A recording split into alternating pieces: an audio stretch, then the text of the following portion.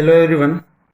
After dealing after dealing lethal gene in last video, in this video we will deal about the chromosomal theory of inheritance. कि जो inheritance है कि जो माँ बाप के कैरेक्टर बच्चों में जा रहे हैं वो क्रोमोसोम के बेसिस पे एक्सप्लेन करे गए, तो उसी को बोला गया कि क्रोमोसोमल थ्योरी ऑफ इनहेरिटेंस कि passes of character from generation to generation explain by the chromosome, that is known as the chromosomal theory of inheritance. ठीक है, तो सबसे पहले कुछ बेसिक आइडिया लेते हैं और फिर इसको अच्छे से पढ़ते हैं। जो ये थ्योरी है chromosomal theory of inheritance, that is proposed by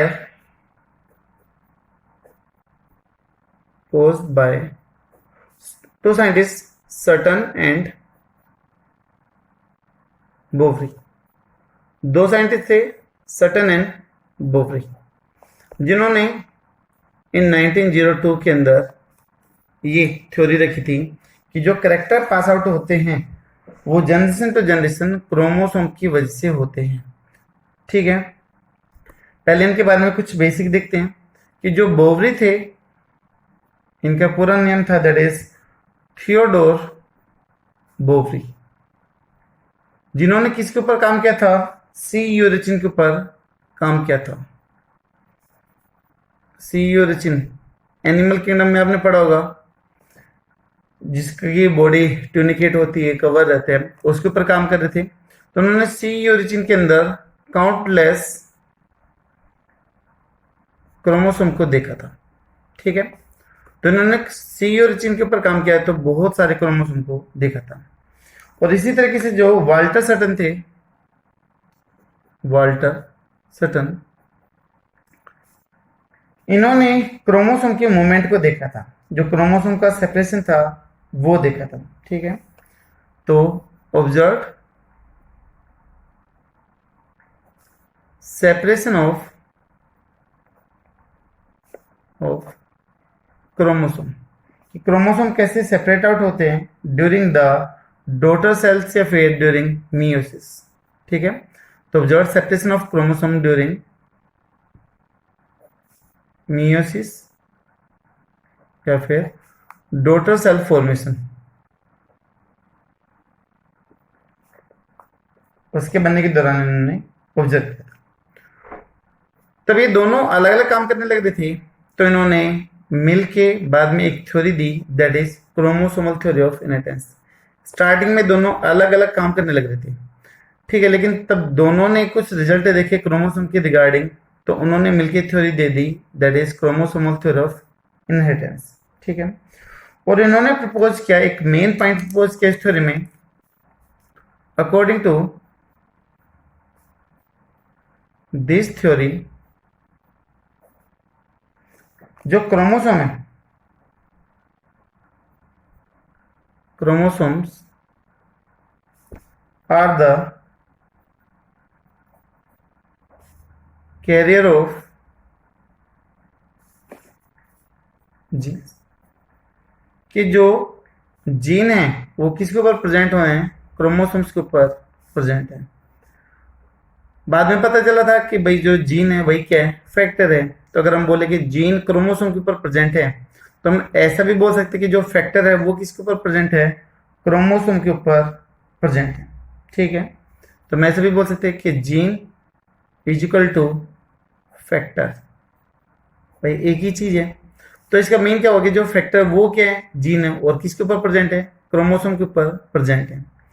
जहां जहां पर क्रोमोसोम जाएंगे उसकी सहायता से फैक्टर जीन भी क्या होंगे? पास आउट होंगे। ठीक है, and they explain the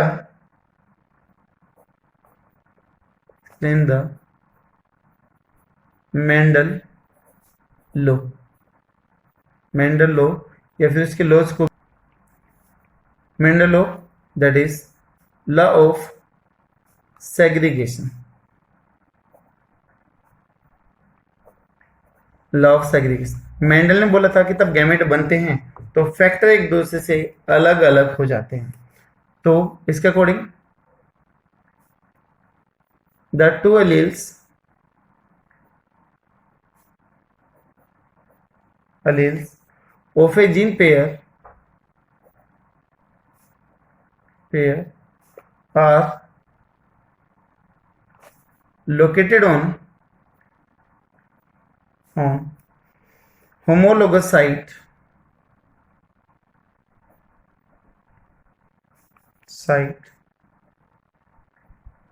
on homologous chromosome.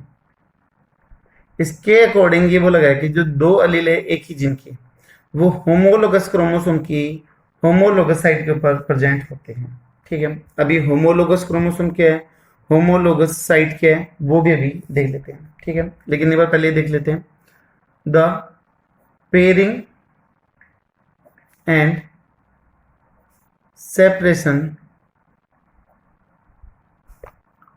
Of A pair of chromosome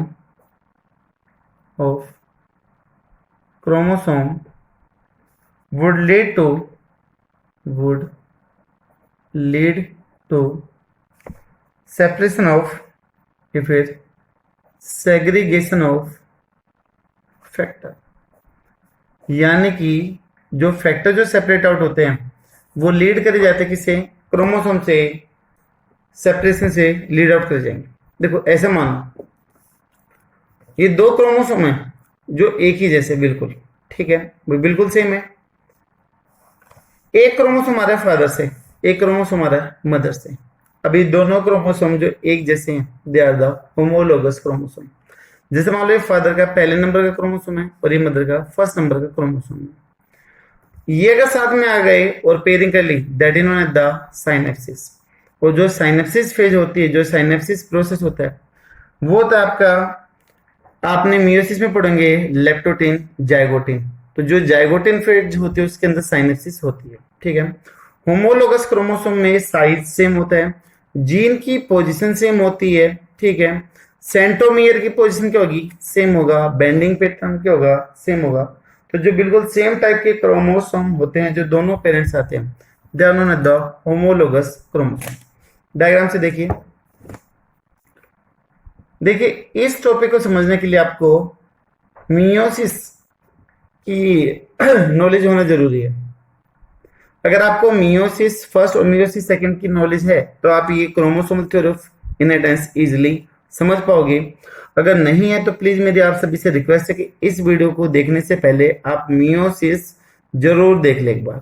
ठीक है, हल्का सा ओवरव्यू चाहिए, अगर नहीं है तो इसी के अंदर हम एक छोटा सा देखेंगे सेगमेंट, मियोसिस के कुछ पॉइंट को देखेंगे। लेकिन प्लीज आप अगर नहीं आइडिया तो एटलीस्ट अपनी 11th की एनसीईआरटी है जिसके अंदर चैप्टर गिवन है cell division and cell cycle, उसको ओपन कर लेना, वहां से आपको बहुत सारी चीजें क्लियर होगी। मैं भी यहाँ पे आपको बुक की सहायता से क्लियर करने की कोशिश करूंगा कि कौन कौन से, अदरवाइज बहुत ज्यादा टाइम लगेगा डायग्राम ड्रॉ करने में। ठीक है, तो जैसे मान लो ये है पैटर्नल फर्स्ट क्रोमोसोम, भाई फादर का पहले नंबर का क्रोमोसोम है, ये है मैटरनल फर्स्ट क्रोमोसोम, यानी कि मदर का पहले नंबर का क्रोमोसोम। जो जीन इधर प्रेजेंट होंगे, ध्यान दें, जो जीन इधर प्रेजेंट होंगे वही जीन बिल्कुल इसी पोजीशन पे प्रेजेंट होंगे, बिल्कुल सेम इसी पोजीशन पर प्रेजेंट होंगे। And gene position known as the locus या फिर लोकाई।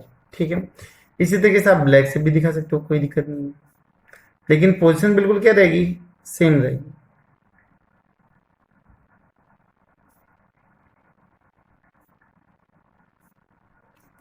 तो ये दोनों क्रोमोसोम क्या हो गए, these are the homologous chromosome, these are the homologous chromosome. ठीक है, जो सेम टाइप के क्रोमोसोम हैं, जो दोनों पेरेंट्स से हैं, they are collected in the homologous chromosome. और एक वर्ड और यूज करा गया, that is located on the homologous site of the homologous chromosome. तो ये तो हो गई क्या, होमोलोगस क्रोमोसोम। और ये जो लोकस हैं, ये जो पोजीशन है जीन की जहां पर ये प्रेजेंट होंगी, these positions are known the homologous site. Site को एक्चुअली में आप लोकस भी बोलते हो, अगर एक है तो लोकस, अगर एक से ज्यादा है तो आप उसको लोकाई बोल दोगे। These central part are the centromere, these central part are the centromere. तो देखिए होमोलोगस क्रोमोसोम के फीचर क्या होंगे, साइज इक्वल होगा, सेंट्रोमियर सेम पोजीशन पर होगी, जीन नंबर सेम होंगे, जो बेंडिंग पैटर्न है, बेंडिंग पैटर्न का मतलब डार्क बैंड और जो बीच में खाली दी जाता लाइट बैंड, तो इनको आप डार्क बैंड जो जीन को रिप्रेजेंट कर रहे हैं, और जो बीच के दी जाता लाइट बैंड जहां पर जीन नहीं है। ऐसे बैंड कुछ आपने मसल्स में पढ़े थे, डार्क बैंड, सार्कोमियर वगैरह वहां पर आपने पढ़ा था, ठीक है। तो डार्क पैटर्न या फिर बेंडिंग पैटर्न भी क्या होगा वहां पर सेम होगा।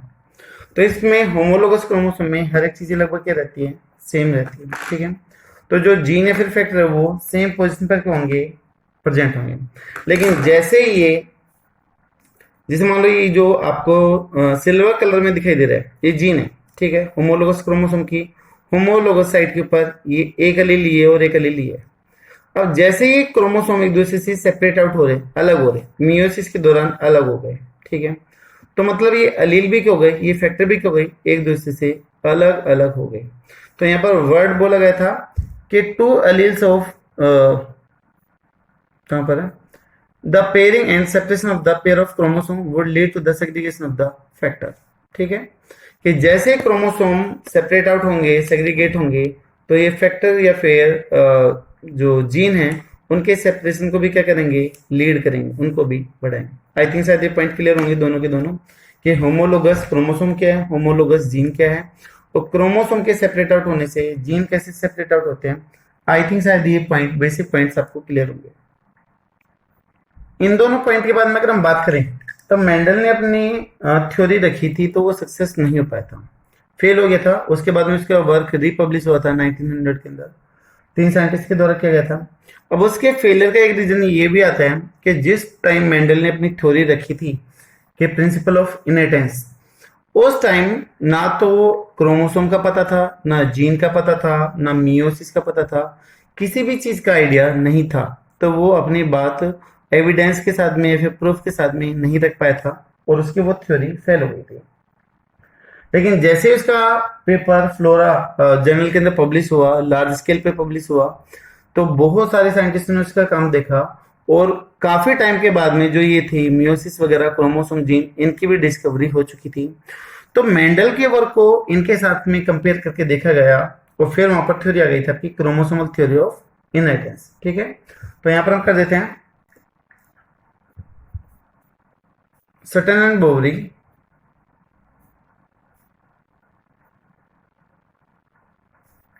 यूनाइटेड का मतलब जोड़ना है ना, फ्यूज करना, fuse the knowledge of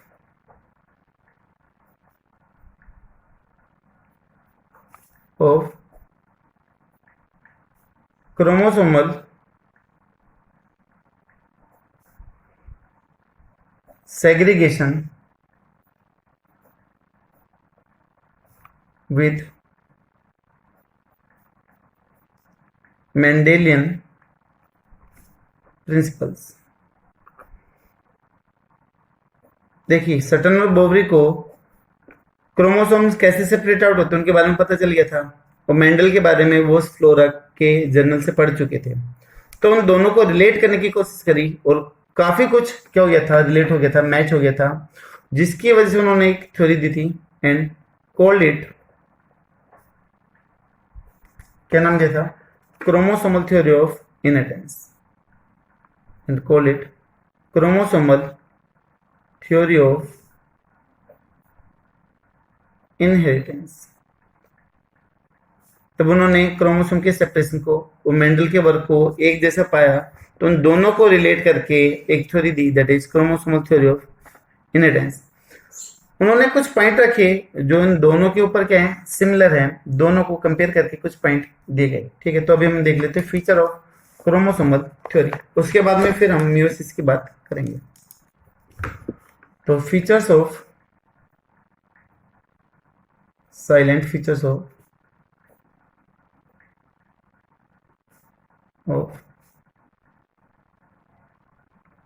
chromosomal theory of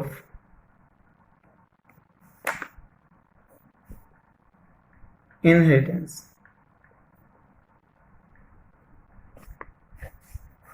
कौन कौन से पॉइंट बोलेंगे, देखिए। पहला पॉइंट जैसे मेंडल ने बोला था कि जो हेरिडिटी ट्रेट हैं वो अपने आप को मेंटेन करके रखते हैं जनरेशन टू जनरेशन और कभी भी मिक्सअप नहीं होते। उसी तरीके से chromosome, same as it is, chromosome retain their number, structure and individuality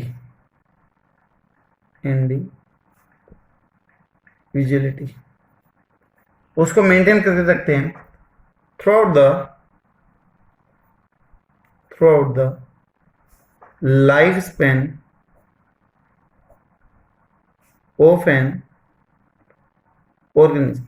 जो क्रोमोसोम है वो अपने नंबर को, स्ट्रक्चर को और अपनी पहचान को बना के रखते हैं पूरे के पूरे लाइफ स्पैन में, ऑर्गेनिज्म के लाइफ स्पैन में, and from generation to generation. और देखो जो क्रोमोसोम है वो generation to generation pass out होते रहते हैं, अपने नंबर को, अपने स्ट्रक्चर को और इंडिविजुअलिटी को लॉस नहीं करते।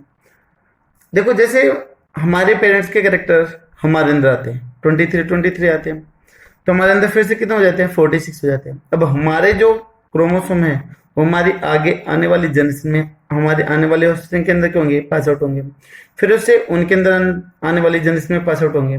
तो क्रोमोसोम लगातार generation to generation pass out हो रहे हैं, लेकिन उसके बावजूद भी उसके नंबर, स्ट्रक्चर, उसकी पहचान पे कोई भी फर्क नहीं पड़ता। ठीक है, and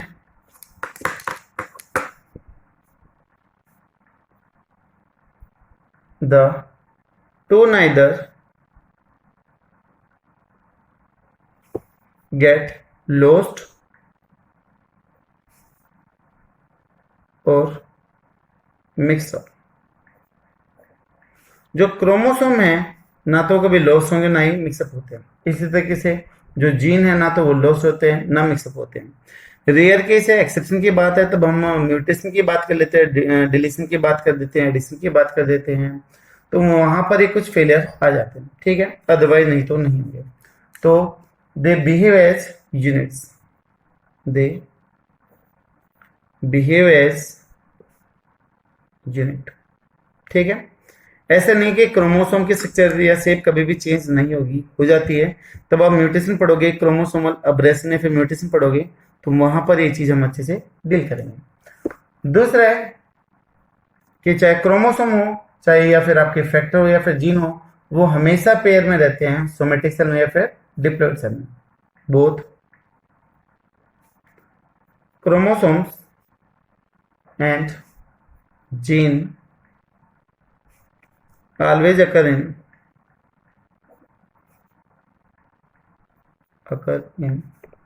pair in somatic cells or diploid cells। ठीक है, हमेशा ये साथ में रहेंगे, कभी भी सेपरेट आउट नहीं होंगे। ठीक है, अभी मैंने बताया था कि जो ये जीन होंगे वो homologous site on homologous chromosome के ऊपर प्रेजेंट होंगे। तो present on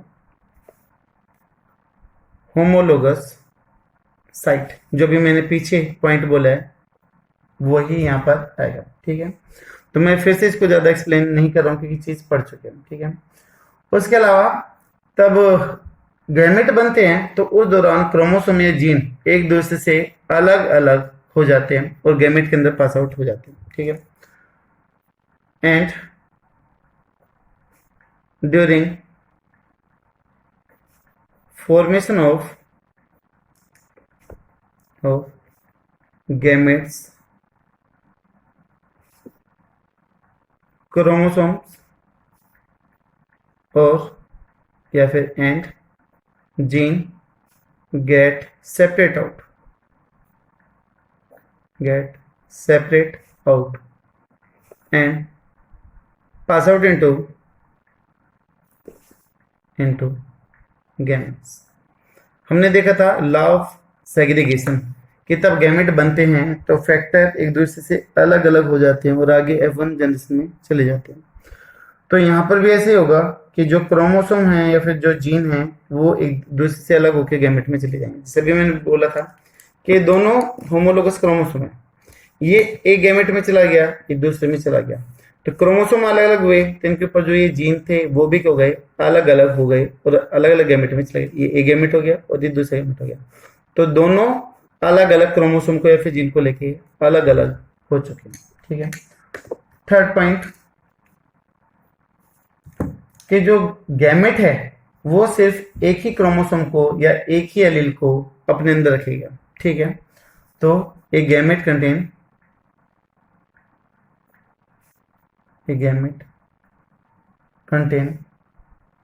only one chromosome of a type and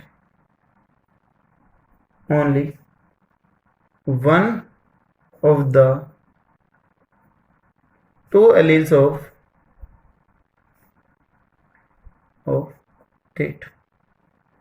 देखिए हमारे अंदर 23 क्रोमोसोम फादर से हैं और 23 मदर से हैं, लेकिन बच्चे में कौन सा जाएगा, जो गैमेट फ्यूज होगा फीमेल गैमेट के साथ में, वो वहां पर डिसाइड करेगा कि कौन सा गैमेट वहां पर आगे की तरफ पास आउट हो रहा है। ठीक है।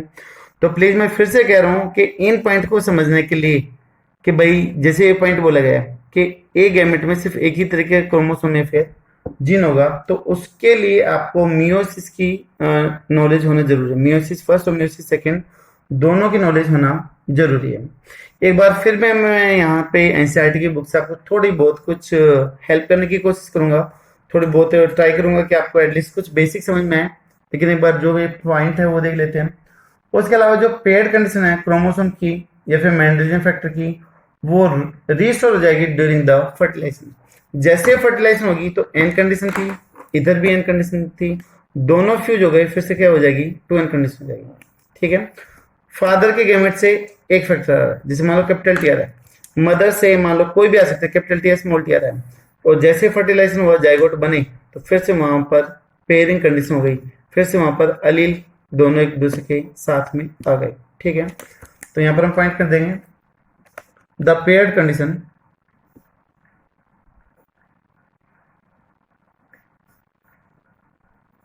कंडीशन ऑफ बोथ क्रोमोसोम, यानी जो क्रोमोसोम अलग अलग हुए थे वो फिर से फ्यूज हो सकते कब, तब वहां पर क्या होगा, फ्यूजन होगा, फिर फर्टिलाइजेशन होगा। ठीक है। Of both chromosomes as well as Mendelian factors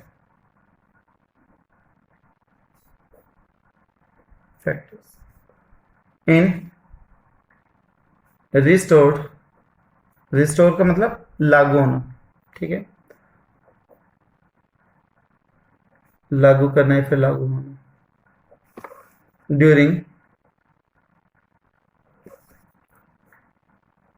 fertilisation.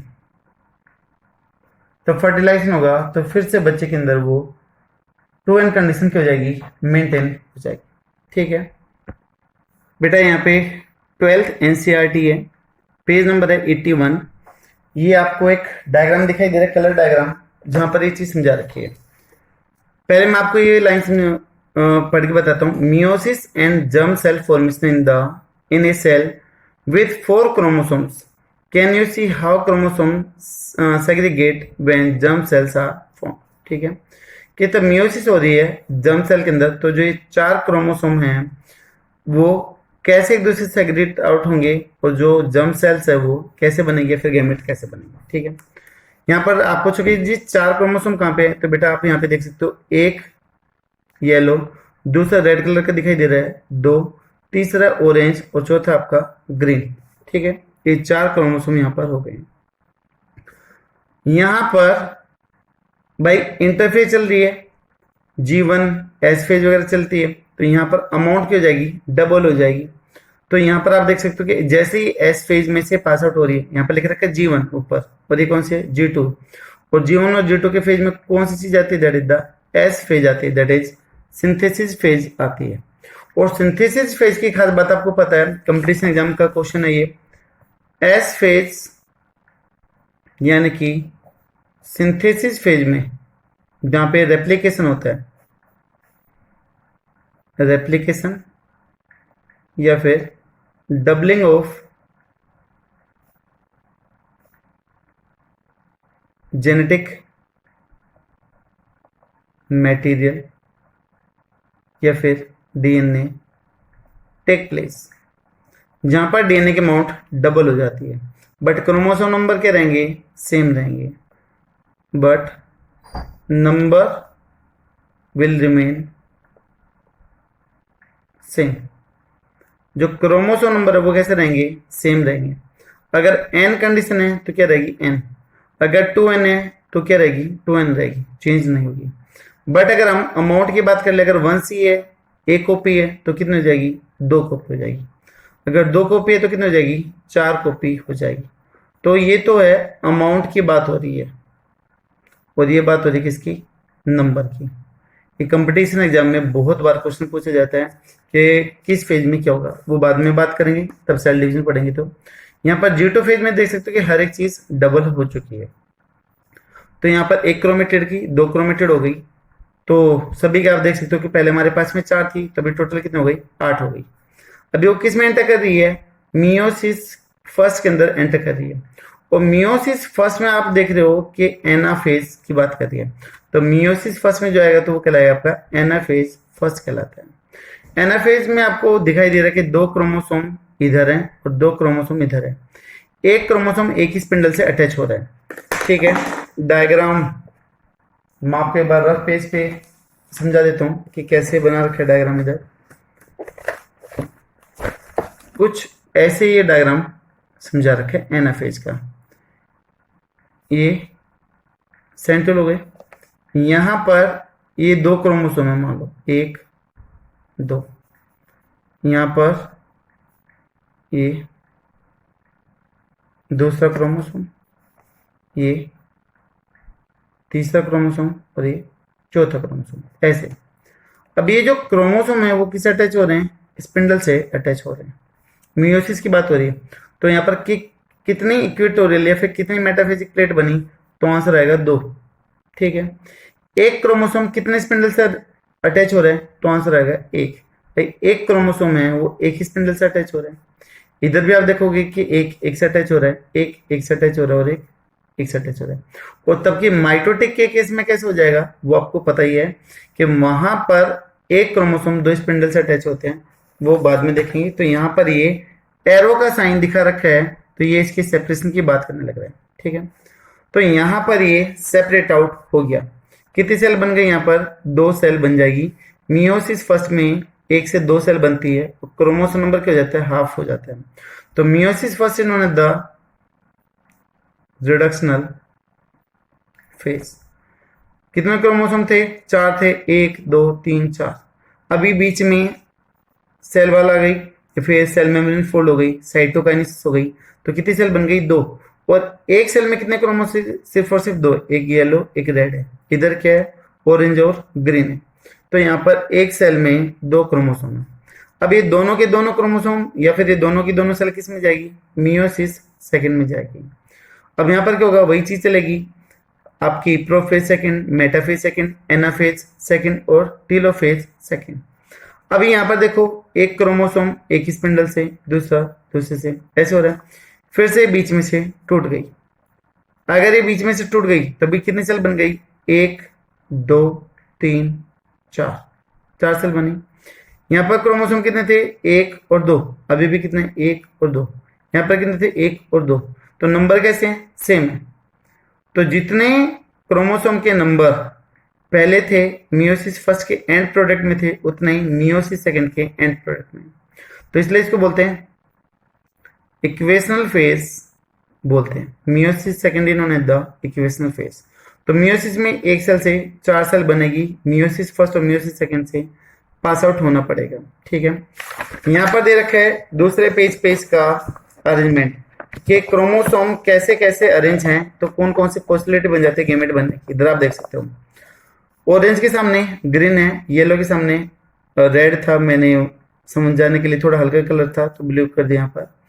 वहां पर आप देख सकते हो meiosis first meiosis second separate out हो गए, जर्म सेल्स बनी, तो ग्रीन के साथ में ऑरेंज आ रहा है, येलो के साथ में रेड आ रहा है। पहली पॉसिबिलिटी हो गई, यहाँ पर 2 बन गए। दूसरी कह रहा है कि अगर यहाँ पर ऑरेंज के सामने रेड आ जाए, ठीक है, देखो यहाँ पर ये रेड लग नहीं रहा है, एक्चुअली में ये ऑरेंज से लग रहा है, तो मैं इसको थोड़ा सा रेडिश कर देता हूँ रेड पेन से, अभी शायद आपको चीजें क्लियर होगी। पहली कंडीशन में रेड कहां पर था, येलो के सामने, अभी जो रेड है वो कहां पर आ गया, येलो के सामने। पहले में आप देख सकते हो कि ऑरेंज के सामने आ रहा था ग्रीन, अभी ऑरेंज के सामने कौन सा आ रहा है, रेड आ रहा है। यहाँ पे ऑरेंज लास्ट जो जर्म सेल बने थे वहां पर गैमेट बने थे ऑरेंज ग्रीन येलो रेड, यहाँ पर कौन सा बन गया, ऑरेंज रेड येलो ग्रीन। तो ये 4 कंडीशन ऐसे बन सकती है on the basis of the gene arrangement कि कैसे। ठीक है, नेक्स्ट वीडियो में हम बात करेंगे अबाउट रिकॉम्बिनेशन की 4 तरह के गैमेट कैसे बनेंगे, और इसके जो मेन पॉइंट है मियोसिस के वो भी डील करेंगे। Thank you so much.